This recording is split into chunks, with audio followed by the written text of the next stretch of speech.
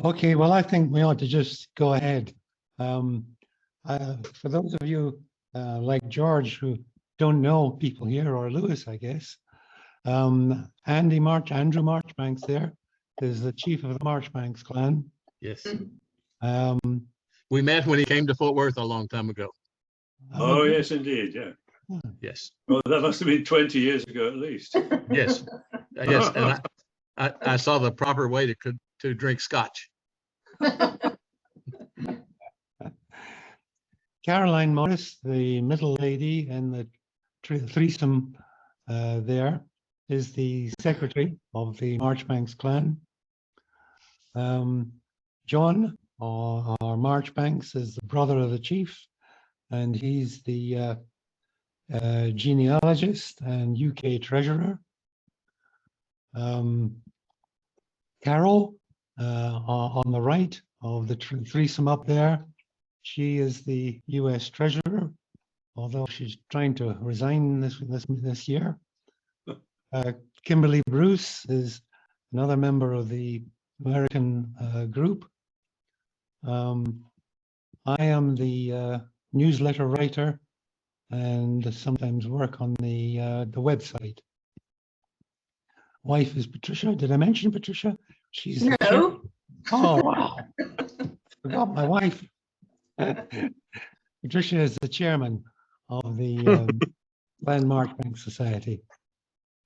Kate Marjoribanks is a daughter of the chief. Hi, Kate. And George Cook is a new person here to almost everybody, I think. George's ancestors, are connected to the Marjoribanks clan because one of Andrew's and John's great-great-grandmother was Mary Cook. So George and Andrew have a common ancestor in the Reverend George Cook, who was born in 1773. They come from a illustrious family, Yep. so glad that you could come and join us, George. Thanks a lot. Susan Marjoribanks. Thank you very much for the invitation. Well, we have a portrait of Mary Cook hanging in this house. Oh, wow. Gosh. Wow. Well, we have a portrait of George Cook in this property, so that's bizarre. Go on, Stuart. Yeah, well, I think everybody should have seen the agenda. If not, Jonathan has put it up in the chat.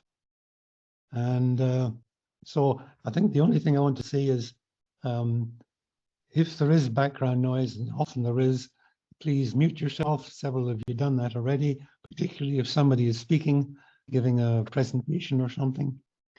And there is a chat function at the bottom where you can ask a question, or even down at the bottom there's a thing called reactions, where you can put in a raise hand if you want to ask a question. And obviously, if we're chatting among ourselves and question and answer, everybody can take off the mute. I'd like to hand over to Caroline first. Caroline, can you continue on? Thank you, Stuart. Today is a special day for our chief, Andrew Marjoribanks, and we would like to offer you a toast on your birthday, Andrew, to our chief. Still finally loved, still cherished, dear, still wishing you the best of Have a cheer. drink. Through many a long and happy year. Happy birthday. Happy birthday. Happy birthday, Thank Andrew. you very much indeed. Cheers. I've had a very good birthday so far. I've been celebrating with various members of the family. Lovely. Well, I guess the first item on the agenda is you, Andrew. Chief's welcome. Right. Well, I should say good afternoon and good evening and good morning if we've got anyone from Australia here. Thanks very much, Stuart, for the introduction. I think that's probably a very good idea at the beginning of each meeting, just to run through who's there, because as these meetings progress, we may not all know everybody at each meeting. Yeah, congratulations everybody for getting connected up. As the chief, I'm very pleased indeed to welcome everybody to this meeting. It's a real pleasure to see you all here. Of course, the chief doesn't actually do a great deal, but the clan society wouldn't function without all sorts of people putting in a great deal of effort, giving a lot of their time and effort and resources. People like Stuart, who does the newsletter, and Patricia, who's the president, and Caroline, who's been a wonderful secretary, and Carol, of course, who's been the treasurer and who's thinking of retiring, but being a glutton for punishment, wants to carry on as the clan archivist. And of course, Stuart doing the newsletter, as I say. Well, thank you all very much indeed, because if it wasn't for all of you doing all these things, the clan society wouldn't continue to function. And I very much appreciate, particularly Stuart doing the newsletter, which is always very interesting. So, with a debt of gratitude to you all, I would look forward very much to continuing the meeting. So I'm going to hand over to Stuart to run through the agenda. I can see the first thing is, have we got any apologies? I'll hand over to you, Stuart, then. Okay. I think Lee Plumley is the main one who I saw an email from apologizing for not coming. Have you anybody else, Caroline, who apologized?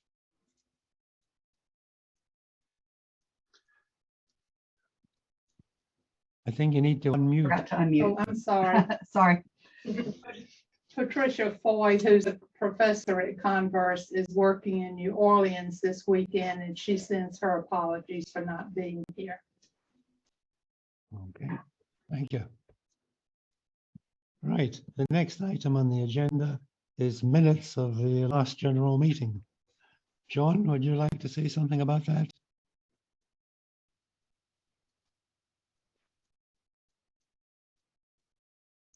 Muted. Johnny, you're muted. Beg your pardon, now I'm unmuted. I was looking at the last minutes of the last general meeting, but in fact, that's quite a long time ago. It was on the 28th of June, 2014. So we can't really call this an annual general meeting, but maybe in future with Zoom, we can make them annual. But the general meeting had quite extensive minutes. All of you have probably seen them at some time, and I don't know whether you want them to be reread to everybody or whether you're happy just to take them as they're a bit of a historical document and accept them. If anyone would like a copy, I'd be happy to send a copy to anyone who wants one. I don't think we need them to be read out, to be honest. No, there's about two or three pages, so it would take some time. I agree. But the main things were there was a president's report, a report from the US, and a financial report, genealogical report, and report on publicity, Lord Tweedmouth, Friends of Giesecke, and agreed that the next meeting should be in the late summer of 2016. Well, that's kind of fallen by the wayside. It's the late summer of 2022. Even that's autumn of 2022. So there we are. The minutes are there, and I'll circulate them to anyone who wants them. Suppose we accept the minutes as given. Everybody agreement? Yes. Yeah. Yes, agree with that. Aye. Okay, the next item is the president's report. Patricia? Hello. I've been president of Clan Marjoribanks for over 10 years now, and I'm the first cousin of Andy, as perhaps you already know, and his brother John. Since we don't have personal gatherings very often and have difficulty meeting relatives from across the world, we decided this time to hold a worldwide Zoom meeting And I hope that you all agree that this is a good idea and a good way of keeping the Marjoribanks clan in touch with each other. My husband Stuart and I and our son Jonathan and his wife were honoured to be invited this year to the Greenville Scottish Games, the Galbraith Parade, and a meeting of the Clan Marjoribanks Society in Greenville, South Carolina this year. The clan's secretary Caroline Morris and US Treasurer Carol Leake and many others entertained us and gave us the most wonderful time. The UK Clan Marjoribanks Society, as John has just told you, met quite a while ago. We also actually in 2017, we were invited to Edinburgh Castle to partake in the Marjoribanks, the Edinburgh Tattoo. Clan members wearing the Marjoribanks tartan marched down from the castle onto the esplanade to be welcomed by a 4-star general before the tattoo started. This was really quite an event for us, and our clan had been chosen to participate as part of the Scottish Government's homecoming year. Our previous meeting of UK Clan Marjoribanks Society was in 2014, and that was the account of that meeting that John was talking about just now. Did you know that one of our Marjoribanks family, Dudley Marjoribanks, who became Lord Tweedmouth later, he bred the first golden retriever at Goosecon in the Scottish Highlands. And to celebrate the 150 years anniversary, Andrew and I commemorated this by unveiling a golden retriever statue. This was organised by the Golden Retriever Club of Scotland and the USA. It's lovely to see you all, and I'm glad that we are in the process of holding our first Zoom clan meeting. Thank you. Thank you, Patricia. Am I correct in that we now have Lee Plumley connected? Lee? If so, very glad to hear you. I think Lee is the cousin of Caroline. Am I correct? Anyway. Carol and Kimberly. And Kimberly. Okay, good. The next is the Secretary's report. Caroline, can I ask you?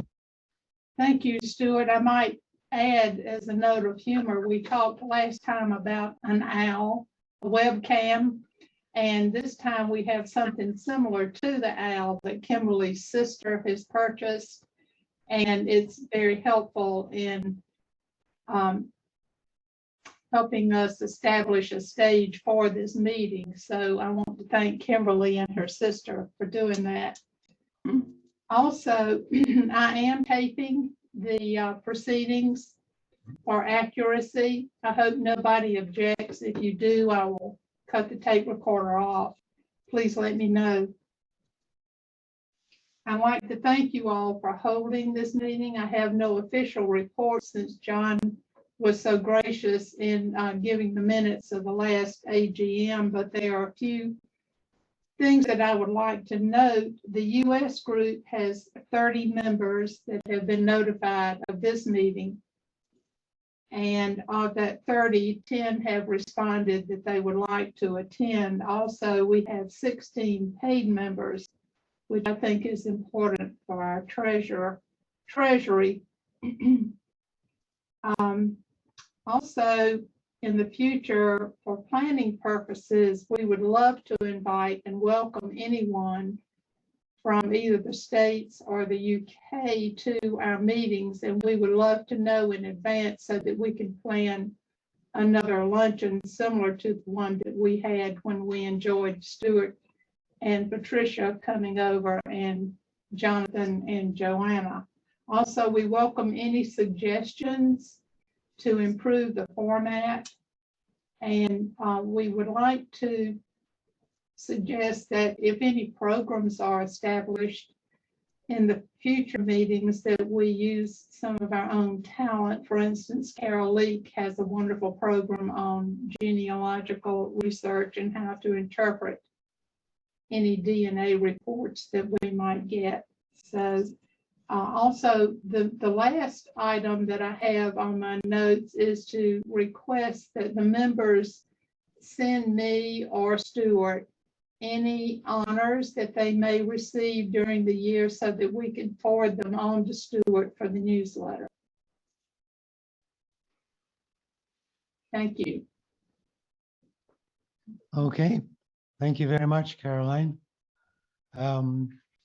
We now have the UK finance. Incidentally, Lee, I can really see you there. Lee Plumley. Hi, nice to have you there. Lovely. The next item on the agenda is the UK financial report. So, John, can I ask you to say a few words? Thank you, Stuart. It's very short, the UK financial report. It covers the period since the last AGM, because there has been very little activity. There's not much point in producing annual accounts. The opening balance as at the 24th of January 2014, which was the figure used for the previous AGM, was £800.43. Since then, we have received £407 in subscriptions, and we have spent £406.72 in costs incurred. So our total has gone up from 800 to 801. In other words, our income and expenditure are roughly in sync, and we're getting through about £50 a year, which is, so it's not exactly big business. One of the things in there that in the expenditure, there were some costs incurred in the previous AGM, which of course we're not facing this time, since this meeting is hosted by Stuart, and as a donation to the Society, for which many thanks, Stuart. We gave some money to the Friends of Giesecke. Patricia told you about the Golden Retriever. And we had some booklets printed. There was one with the chiefs and another one with places of interest to Marjoribanks that were given out at the last AGM. We also, I think in line with the appearance at the tattoo, we got an entry in the 217 annual published by the Warner Group on all the Scottish clans. We didn't repeat it, it didn't seem really worth it. And a photographer called Ian Georgeson took a lot of photographs for us of our appearance at the tattoo, and they were excellent photographs and well worth the money, I think, in that case. One thing that I did note looking through the subscriptions is that quite a number of people have sort of let their subscription lapse, and I'm afraid I'm guilty of this myself, which is sad admission for the treasurer. But at least, or very nearly half the subscriptions we've received have come from Stuart and Patricia and their family. So I'm extremely grateful. Not only do they do a lot for the Society, but they kind of keep us floating financially as well. And I'm going to ask all other members on this side of the Atlantic if they'd like to get up to date with their subscriptions as soon as possible. It's not a serious matter because we haven't overspent ourselves, and we may have more expenditure in the future, but it would be nice to have a little bit of a cushion in the bank. I'm happy to take any questions from anyone about that report.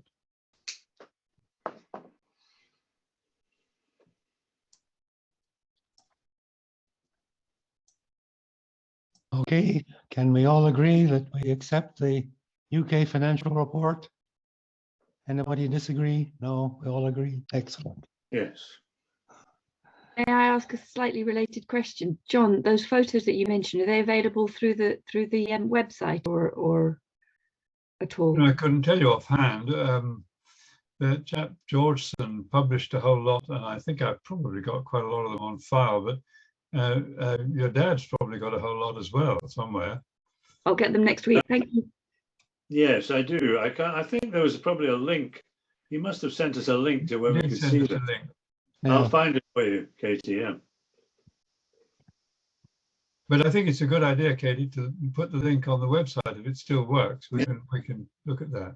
Oh, okay, let's do that. Okay, can we have the US financial report? Carol, can I ask you to make a few comments? Yes, sir. I did a financial statement for this year, for 2022. Our beginning balance in January the 1st was $4,128.11. We had deposits, membership dues and donations in the amount of $273. The luncheon tickets sold were $635. Our expenses were $243 for the Greenville Scottish Games package, $560 for Green Valley Country Club for the luncheon, $150.93 for the banners from Vista Print for the tent at the Scottish Games, $80 for mailing expenses and other expenses associated with that gathering. Our bank service fees have amounted to $57, and the ending balance September 30th is $3,945.18.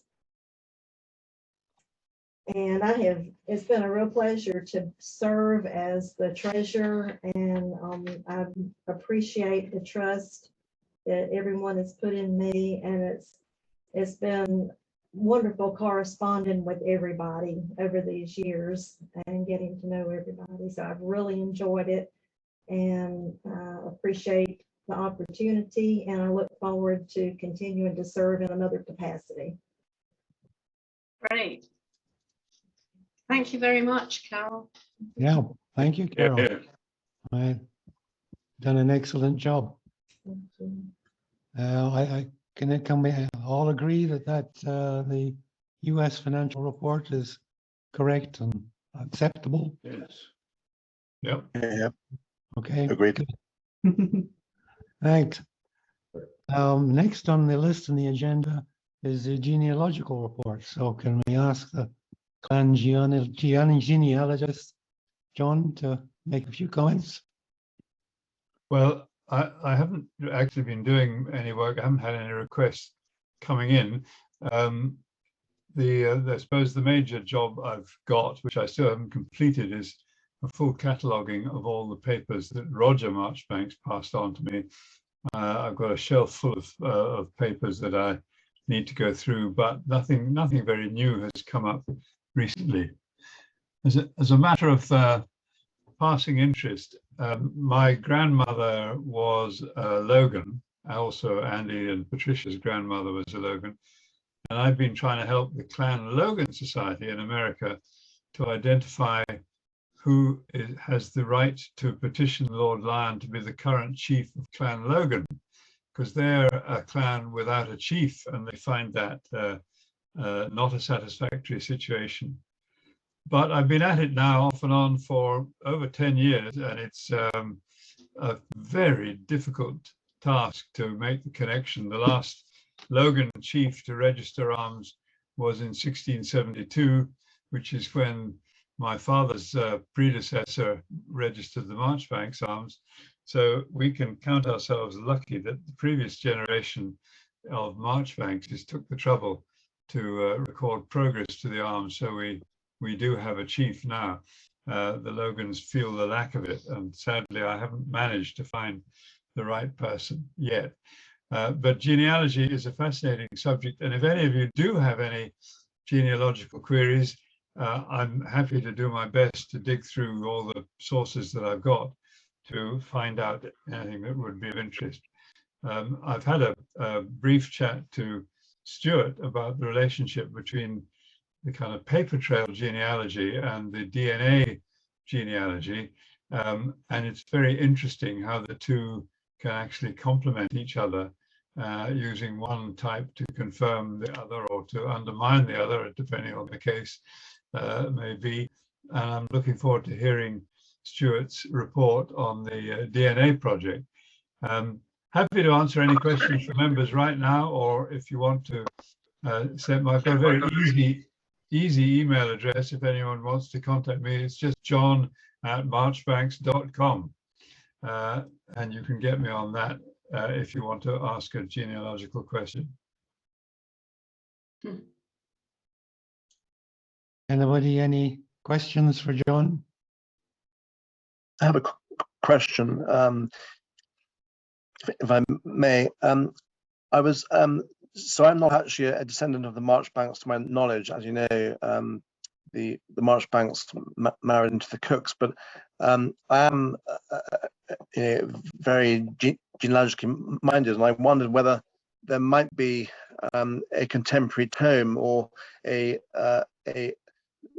publication from the past which provides a fairly extensive account of the Marjoribanks in terms not just the male line but the female line as well, to see how one might connect to it. People like myself who aren't, to my knowledge, descendants of the Marjoribanks, if you wanted to somehow to feel more akin to the clan, whether you would be able to tell me of a publication.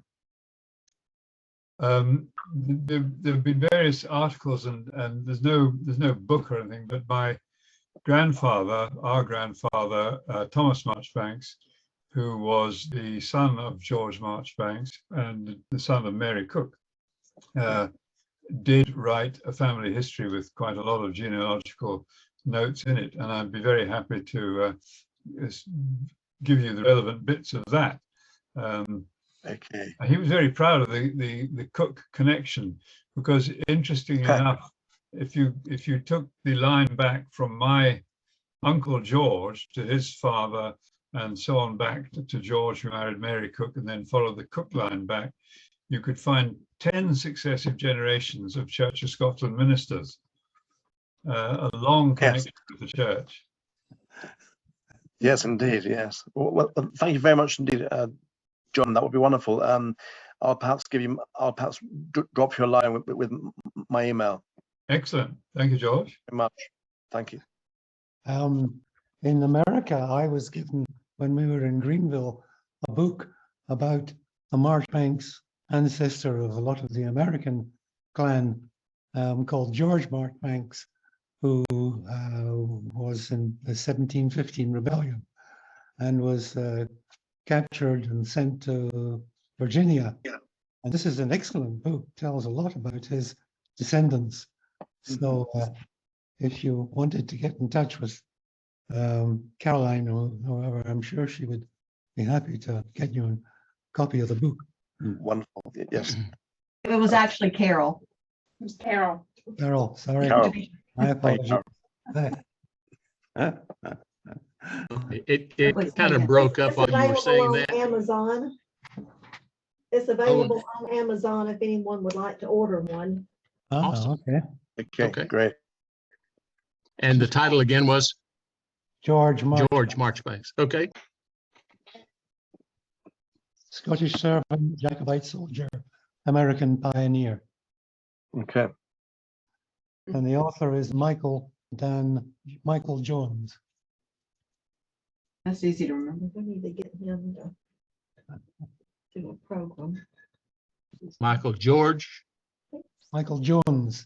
Jones. Okay. Jones. Okay. Thank you. I had offered to give a talk on the Marjoribanks DNA project.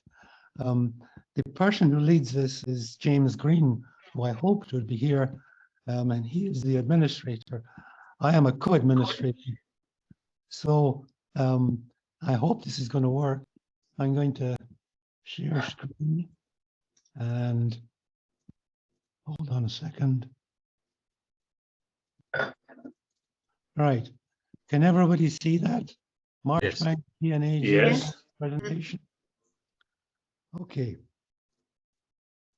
So the Marjoribanks DNA project has been going for quite a few years now, long before I joined, and they have essentially 5 goals: to determine how many unrelated men have taken the Marjoribanks or name, to find markers that will distinguish between branches that we have been able to connect using research records, to find markers that will distinguish between branches that we have not been able to connect using records, to discover if unconnected branches will connect, saving futile efforts, and to discover our prehistoric history.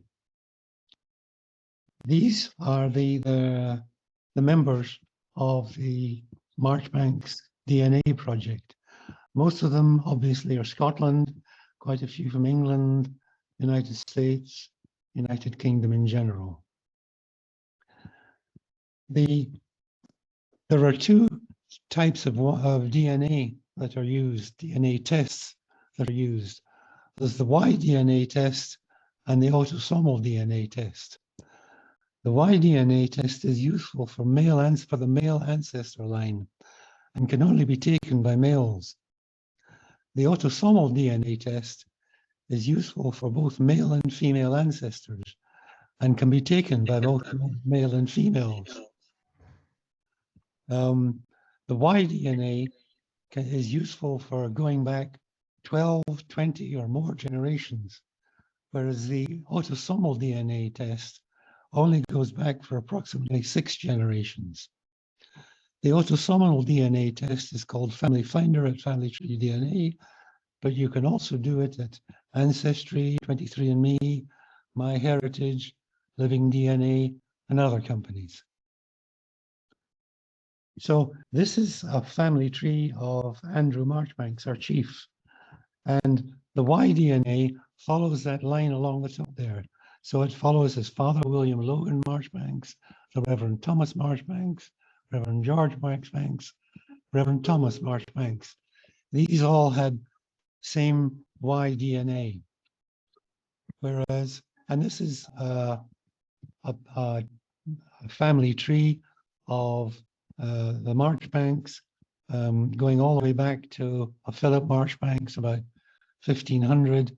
And this is only the male line. There are very few females in this.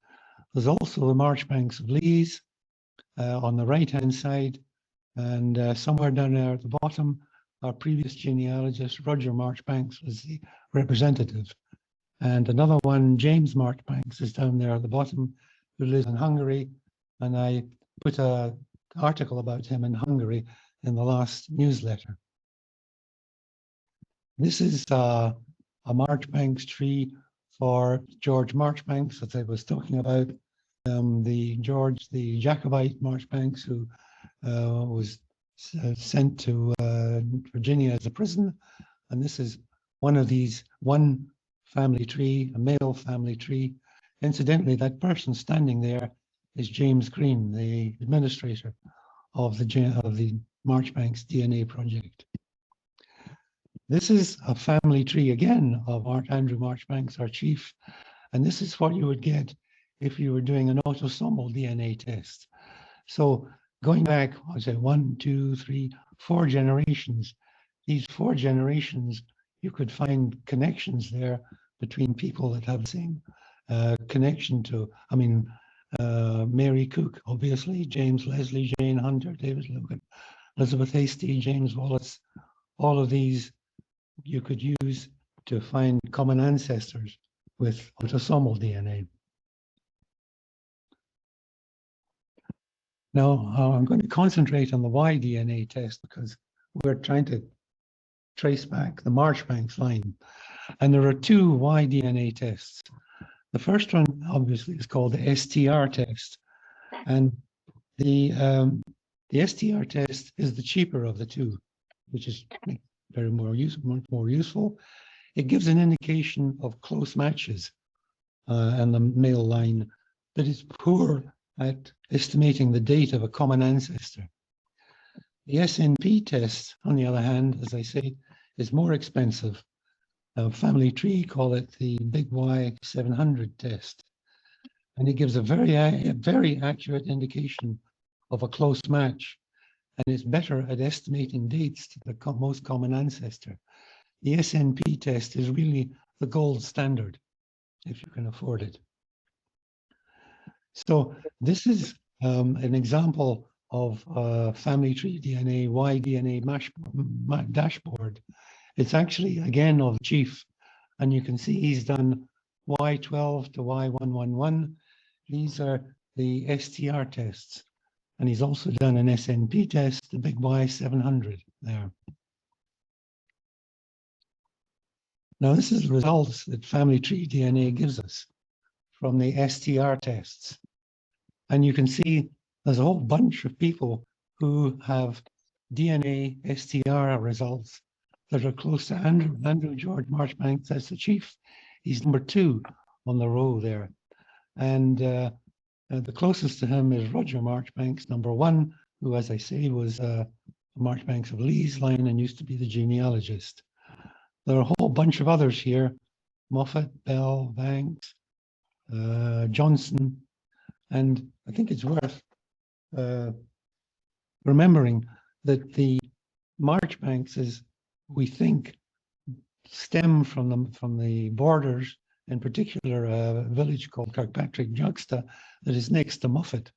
So it's quite possible that men about that time way back then took the name Moffat just from the local town. The 2 banks here actually are shortened from Marchbanks. Their ancestor was Samuel Marchbanks, who came from Perthshire. And Johnson is interesting too, because that's another story that the Marchbanks clan is descended from Johnsons. There's the next one, number 11, is Luke Marjoribanks, who recently asked if he was connected to the Marchbanks clan. His ancestors came from Dumfriesshire, and his name is sort of like Marchbanks, but in fact his results show that he wasn't really connected. We have a whole bunch of Marchbankses down here who are, we think, descended from George Marchbanks, George Jacobite, and at the bottom there's one Banks who we can't connect with anybody else. So the conclusions, as I said, Andrew and Roger Marchbanks are related, even though their common ancestor was, I think it's 12 steps back in family tree. And other men with names like Marchbanks, Moffat, Bell are also related. The SNP results, now again, this is what I get from family tree DNA, and this is the results from the Chief. And you can see his closest match down here that's got a border, black border around about it, is Roger Marchbanks, who again was the Marchbanks of Lees and the clan genealogist. These 2 Banks here, James Marchbanks and Charles McHenry Banks, their ancestor was Samuel Marchbanks in Perthshire. So obviously somewhere back here, they connect with the Chief and Roger Marchbanks. The others, there's a Colquhoun, I don't know how he got there. There's Moffats, Sweeney, Bell, and so on. These are further back in time. Unfortunately, we only have one Marchbanks descended, we think, from George the Jacobite, Don Marchbanks. That's him there. And he doesn't have any matches. And there are some other matches that look reasonably distant, but essentially we don't have any more Marchbankses to compare with him. So we'd really like to have more. So the conclusion from all this is that, again, Roger and Andrew Marchbanks are related. Other Marchbankses have common ancestor back in time, and the closest are the 2 Banks men with common Marchbanks ancestor in the 1600s in Perthshire.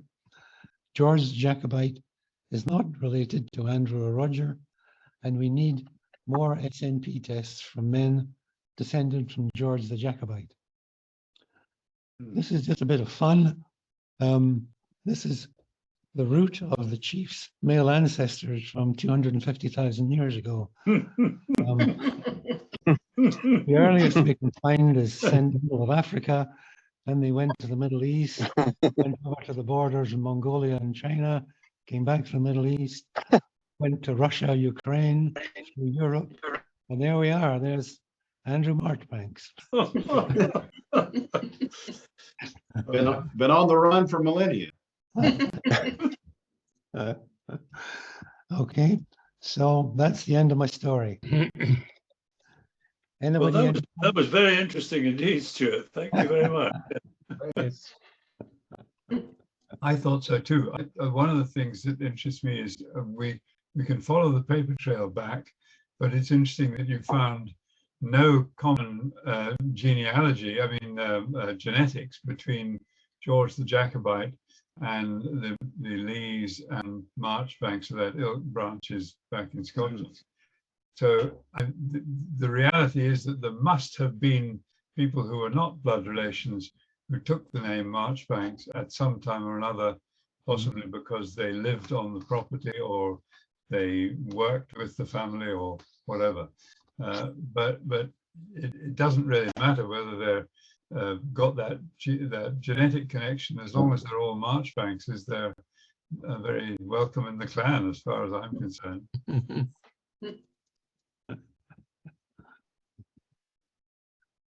Okay, thank you very much. I have down next the Marjoribanks website. I don't really have anything to very much to say about the Marjoribanks website. I see if I can bring it up. No,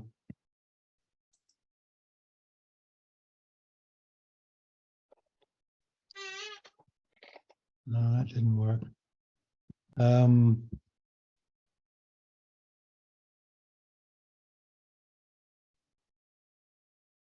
Having difficulty with this. Oh yes, Clan Marjoribanks Society. Try this. Hold on a second.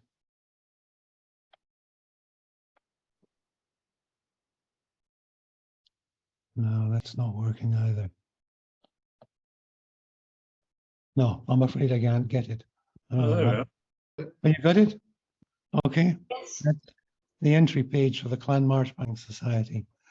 And I add things to it now and then, and these things here are all the different pages. Welcome to the Marjoribanks clan, introduction, Marjoribanks item for sale, genealogical DNA project. So if anybody would like to add things, I think Katie wanted to add something, so maybe I can try and do that. Please drop me a line, or if they find something that's wrong or needs expanding, again, please send something to me. And then the other thing I suppose that we ought to mention is the Facebook pages. We have a Facebook page, which is American for March, M-A-R-C-H-B-A-N-K-S, and the UK one, it's spelled M-A-R-G-O-R-I-B-A-N-K-S. So I'd like to thank those who participate in that and enjoy the meeting other Marjoribankses on those Facebook pages. Anybody, any other comments to make? Just a question, would everybody be happy if I shared on our Facebook page some screen grabs from some of the discussions we've been having today?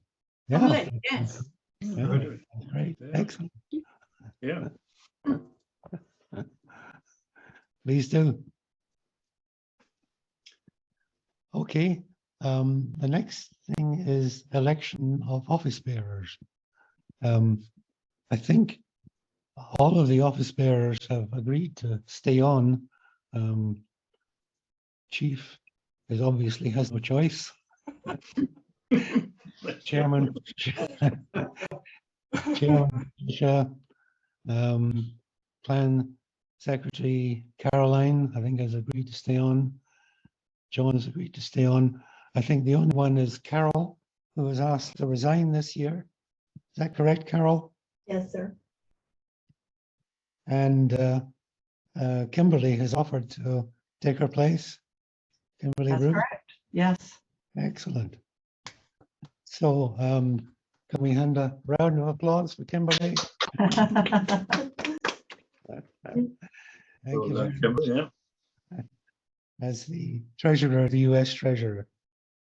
And Kimberly, Carol, you have offered to take another post. Is that correct? Yes, sir. Can you tell us about that? Yes, sir. We had discussed that when y'all were here in Greenville and about the possibility of having another office of an archivist. And over the years, since I've been the treasurer, numerous documents and pictures and books have made their way to me and for safekeeping. And I have about 3 banker's boxes of very interesting things. Some of them are just pictures from past family reunions and gatherings over probably 60 or 70 years, but some of the documents are very old and very treasured. And so what I'd like to do is to compile some sort of directory or a way that we could know what we have, so that if anyone wanted to access it, they would know what we have and how to maybe get copies of these things. That sounds excellent. Excellent, Carol. Everybody agree with that? Yes, absolutely. Yeah. Yeah, Wonderful. first class. Terrific. Thank you very much, Carol, for offering. Okay, the next item on the agenda is next meeting. I had one suggestion from John that we have an annual meeting on Zoom about this time. So if everybody agrees with that, about this time next year would be Sunday, the 15th of October, 2023.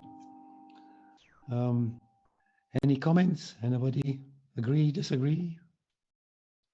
I think that's a very good idea. Mhm. Yeah.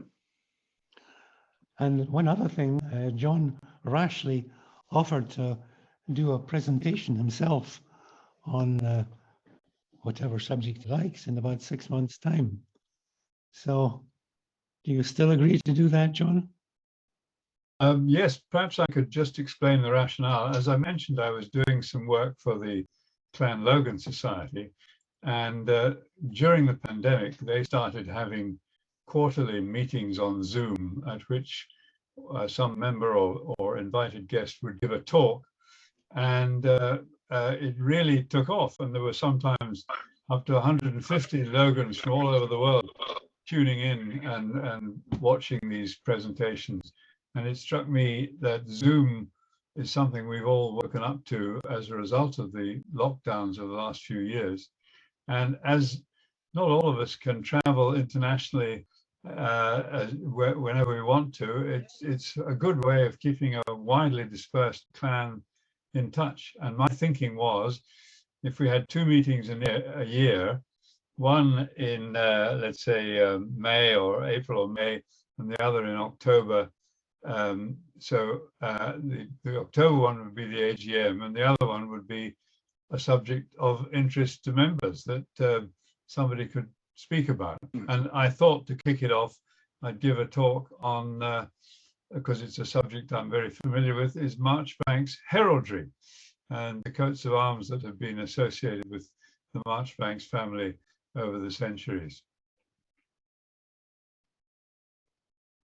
I think that sounds like an excellent idea. Terrific. Okay, Great. everybody in agreement? If Absolutely. 6 months, 6 Very months good.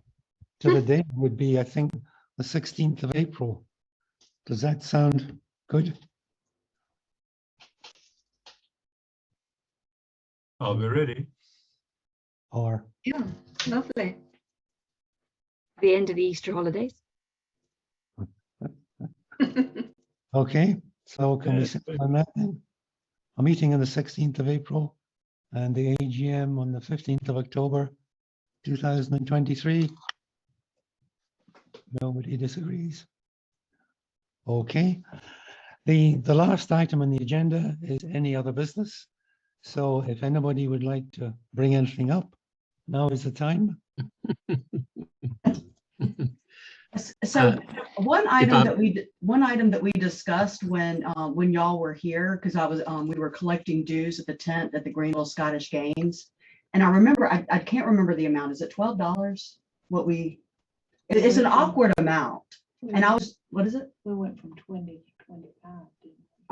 It was like We $12 went from 12 to 20. some people were paying 20.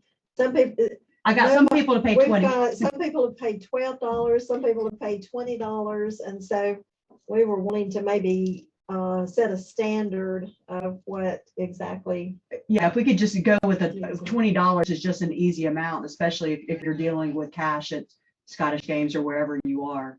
Mhm. And I just didn't know if that's something that we We should put discuss we here. were putting the balance in, I believe, as donations, because 2 or 3 people just handed over a $20 bill.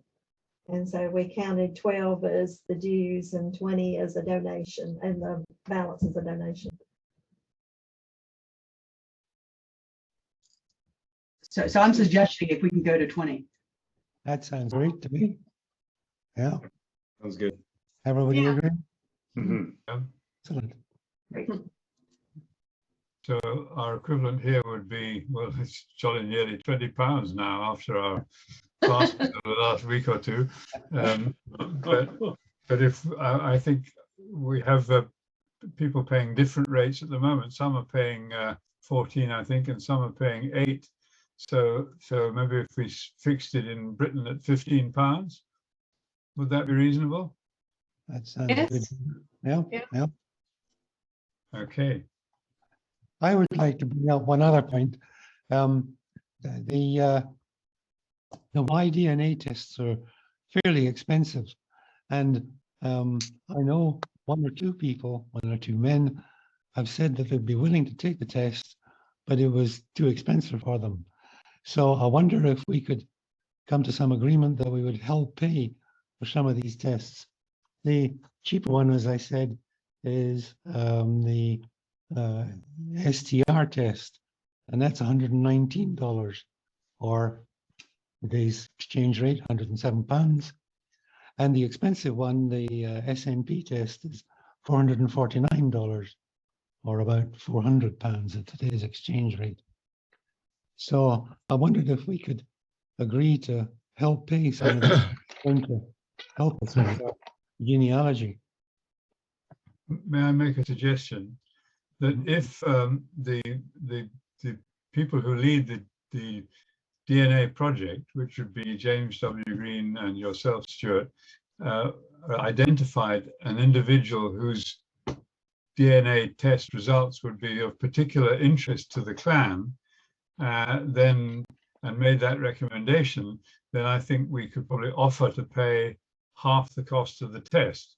But looking at the UK side's finances, with your SNP thing, we'd only have to have 2 tests paid for. We'd wipe out our balance. So we can't be too generous. But if somebody was of particular interest to the clan and we offered to pay half, then I think that that's a reasonable balance. Is that a proposal that meets agreement? Can we? Can I I think ask so. a question? Please, is there not already a fund established on Family Tree DNA that people can contribute to for the project? And if so, is that something that we could just contribute to that fund? Would be easier, maybe, way to handle that? Is that correct? Yes. I don't know. Isn't there already a fund established to financially aid in the March project on Yes. Family Tree? But it's all been used. But There but isn't there's nothing in anything. it. But when you say, sorry, excuse me, but Carol, when you say there's a fund, I believe that on Family Tree DNA, on our project, there's already an established fund set up. I'm not sure if there are any funds in there, but I believe that James Green set it up that someone could contribute to that, could put funds in there to help offset the cost that someone might have. Yeah, I think the problem is that there haven't been an awful lot of people donating. Luke Marjoram. Right. There may That's not the be help. anything in it, but that might be already there if we wanted to put some funds in there. Well, we help, James Green and myself help Luke Marjoram do a test. So in fact, James Green and I are the only donators. They're the only ones that contributed to it. Right, Mhm. exactly. If I may, I am a descendant, I believe, of the Jacobite, and would be more than happy to have the tests. I don't need any contribution. If you would just send me the information about what I need to do, and to whom I. Okay, that's excellent. Thank you very much, Lewis. Is Lewis still there? He seems. Yes. Oh, there. Thank you very much. We'll get in touch with you. I appreciate it. Thank you very much. Yeah, thank you. That'd be great.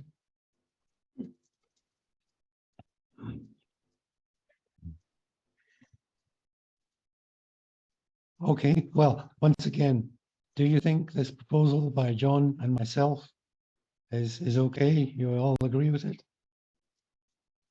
yes. Yes. For whom, So, yes, Yes. yes. Right. for whomever, I don't want any contribution to my effort. Okay, thank you very much, Lewis. That's Yeah. great. That's great. Okay, well, and unless there's any other comments, that would be the end of the meeting. And just thank you all for coming along. Well, thank you very much, Stuart, for running the Thank meeting. you. Thank Thank you so very much. Indeed. Stuart, let me- Yeah. Before we sign off, I just wanted to say a word of thanks to you and Patricia for the thoughtful message after my mother passed away a couple weeks ago. And I didn't know Stuart and Patricia. I mean, I'd met them years ago, but until they came to Greenville, and they're just phenomenal folks. And but you know, that's my only exposure to them. But they did send me some very kind and thoughtful words, and I really appreciate that. I can't tell you how much that meant coming from you guys. So thank you. Not at all. We're very sad for you, but thinking of you. Well, I appreciate it.